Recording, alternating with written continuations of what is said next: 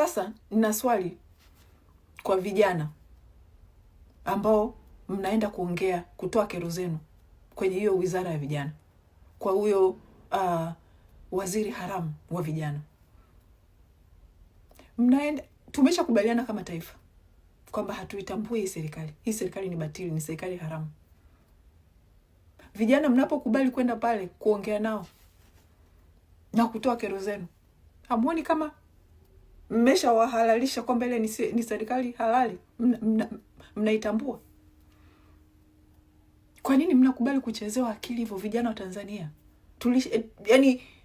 Tulishafika sehemu ambao mmeamka, mna akili. Kwa nini bado mnakubali kuchezewa akili? Mnadhani hawa sasa hivi wanawasikilizeni nyie kweli? Au ni kwamba wanataka tu mtulie, msiandamane D9 ili wao waendelee kushikilia nchi? Hii serikali batili ingekuwa inawasikilizeni vijana baada ya mauaji waliofanya, wangetoa haki haraka sana. Wangetoa haki. Mnaenda pale, mnaenda kuongea vitu, yani mnatoa malalamiko yenu, wanawachora. Yaani sasa hivi mnajichoresha vijana, mnaenda kutoa malalamiko kwenye ile, mnajichoresha. Wangewasikiliza. Hii serikali batili ingekuwa inawasikiliza Watanzania, ingekuwa imebadilika kwa njia yoyote ile. Hii serikali kama imebadilika sasa hivi inasikiliza Watanzania kwa njia yoyote, cha kwanza ilikuwa ni kutoa katiba mpya. Sasa hivi kama inawasikiliza watu, kutoa katiba mpya, kuweka serikali ya mpito na uchaguzi kurudiwa. Hiyo ndio ingekuwa ni serikali ambayo imejifunza kitu, ni serikali ambayo inajali nchi hii. Lakini instead wameamua sasa hivi kuwachezeni tu akili, kuwafanyeni mapumbavu.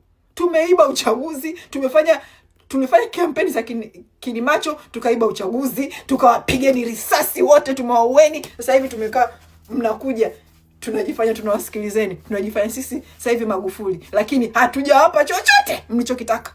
Chochote kilichowafanya mkaandamana mpaka sasa hivi hatujawapa. Tunawachezeni tu akili, na nyinyi kama tu mazuzu mpo. Hivi vijana, mna realize kwamba hatujapata results zozote na watu wamekufa? Hakuna results zilizopatikana, na sasa hivi tunacheza ngoma wanazopiga wao. Sasa hivi vijana wa Tanzania mnacheza ngoma inayopigwa na kina Mwigulu, inayopigwa na Samia, ngoma inayopigwa na kina Kikwete, mnaicheza. Hatuja-achieve chochote. Bado hakuna haki yoyote Tanzania, na watu wamekufa na nchi mmetulia. Mnawasikiza kina Mwigulu wanafanya propaganda, mnawasikiliza kina